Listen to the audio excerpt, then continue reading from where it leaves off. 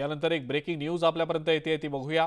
Nagpada police विभागातील बलात्काराचा तो लेटर बॉम्ब हा खोटा असल्याचं आता समोर आलेला आहे। महिला पोलीस कर्मचाऱ्यांनी उपायुक्त, निरीक्षक आणि कॉन्स्टेबलवर बलात्काराचा आरोप लावलेलं व्हायरल पत्र हे खोटं असल्याची माहिती आता समोर येते। आरोपकर्त्या महिलांनी असं कोणतंही पत्र लिहिलेलं नसल्याचा दावा देखील केला आहे। डिसेंबरच्या शेवटच्या आठवड्यात मुख्यमंत्री आणि उपमुख्यमंत्र्यांसह अनेक विभागांना हे पत्र देण्यात आलेलं होतं।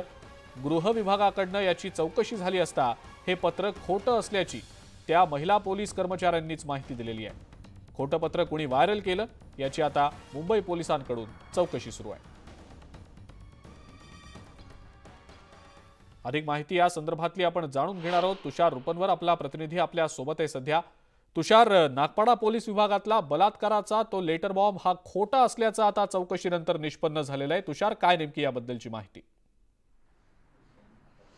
अजिंक्य, आपण जर पाहिलं असेल तर महिलांच्या अत्याचाराबाबत मुंबई पोलीस नेहमी दक्ष असल्याचं आपल्याला पाहायला मिळतं।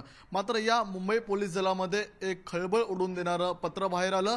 स्वतः महिला 8 पोलीस कर्मचाऱ्यांनी हे पत्र लिहिल्याचं या ठिकाणी स्पष्ट झालं होतं। मात्र आता या प्रकरणातील तपास अधिकारी जॉईंट कमिशनर जयकुमार यांच्याशी न्यूज 18 लोकमतशी संवाद साधला असता हे पत्र फेक आहे, त्याचप्रमाणे या पत्रातला मजकूर, या पत्रातला स्वाक्षऱ्या देखील फेक आहे।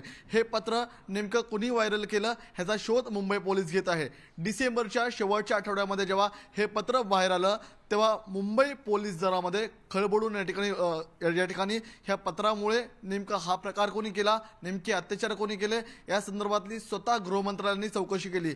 जेव्हा चौकशी केली तेव्हा समोर आलं की हे पत्र फेक आहे। नेमकं हे फेक पत्र कोणी लिहिलं, मुंबई पोलिसांची नेमकं बदनामी कोण करतंय हे चौकशी अंती स्पष्ट होईल। मात्र आता प्राथमिक तपासामध्ये जी माहिती समोर आलेली आहे त्या महिलांशी स्वतः पोलीस अधिकाऱ्यांनी संवाद साधला। इन्व्हेस्टिगेशन अधिकाऱ्यांनी त्या पत्रातला मजकूर, त्या पत्रातल्या स्वाक्षऱ्या ह्या सर्व खोट्या आहेत। मात्र हे नेमकं व्हायरल का करण्यात आलं, ह्या मागच्या या ठिकाणी षडयंत्र कुणी रचलं होतं ह्याचा तपास आपल्याला मुंबई पोलीस घेताना पाहायला मिळतात।